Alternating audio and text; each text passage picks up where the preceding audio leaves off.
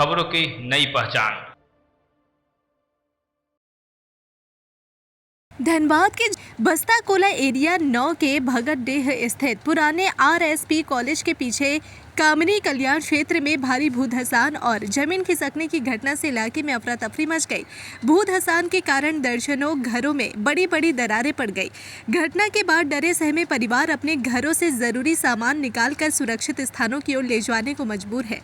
स्थानीय रैयतों और प्रभावित परिवारों का आरोप है कि भारी मात्रा में की गई हैवी ब्लास्टिंग के बाद तेज आवाज के साथ अचानक जमीन खिसकने लगी। अजीत रवानी समेत कई लोगों के मकान प्रभावित हुए हैं। घटना के विरोध में आक्रोशित रैयतों ने घंटों सड़क जाम कर प्रदर्शन किया। सूचना मिलने के बाद बस्ता कोला एरिया के जीएमएस के गायकवाड़ और धनबाद के मेयर संजीव सिंह मौके पर पहुंचे और प्रभावित क्षेत्र का जायजा लिया।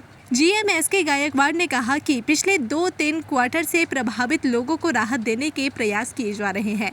उन्होंने प्रभावित परिवारों से अपने जरूरी कागजात तैयार रखने की अपील की ताकि अग्नि प्रभावित और भूधसान प्रभावित क्षेत्रों को जेएमपीसी समेत अन्य सुविधाएं नियमानुसार उपलब्ध कराई जा सके। जिन लोगों के घर क्षतिग्रस्त हुए हैं उन्हें आसपास के खाली क्वार्टरों में शिफ्ट कराने की प्रक्रिया शुरू कर दी गई है। अपनी टीम को वहां पर भेजा है निरीक्षण के लिए और मुझे बताया गया है कि पुराना आरएसपी कॉलेज है, उसके पीछे जो बसाहट है उसके एक घर में 2-3 कमरों में दरार आई है।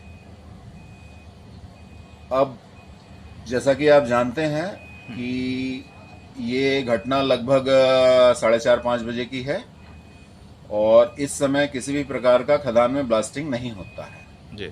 इस जगह से सबसे नज़दीक जो हमारा माइन है वो है राजापुर कोलरी और राजापुर कोलरी में मैं बताना चाहूँगा कि पिछले लगभग 15-20 दिनों से कोई ब्लास्टिंग ऑपरेशन नहीं हुआ जी। तो ये कहना कि ये घटना ब्लास्टिंग के कारण हुई है ये मानने योग्य नहीं है जी। अब रही बात, चूंकि मकान में दरार तो आए हैं, इसका एक कारण ये हो सकता है, सब जानते हैं कि झरिया क्षेत्र जो है के नीचे अग्नि और भूधसान प्रभावित क्षेत्र है और बारिश के मौसम में पानी जाने से थोड़ा बहुत सबसिडेंस की घटना होती है जी।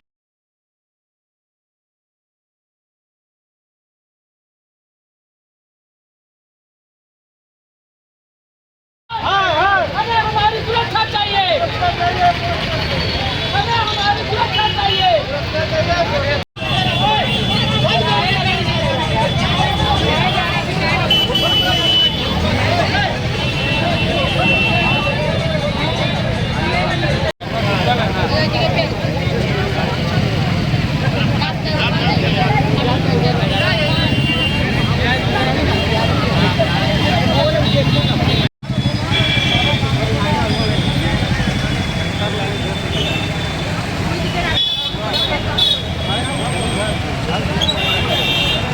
का स्वयं जायजा लिया है।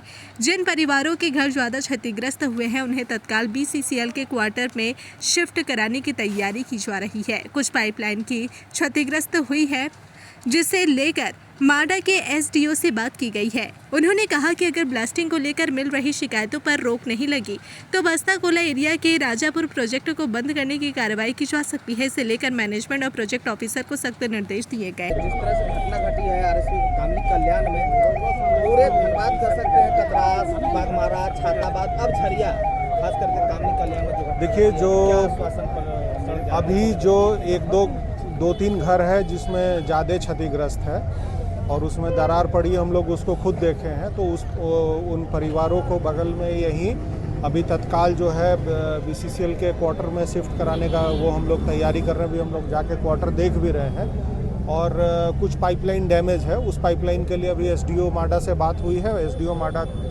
हमको लगता है कि 1-2 घंटे के अंदर में आके उसका संरक्षण करेंगे और सर्वे करके उसको ठीक करने का काम करेंगे। बाद बाकी ये जो पूरा इलाका है रैयती इलाका है, तो जीएम बस्ता कोला जीएम साहब से मेरी बात हो गई है।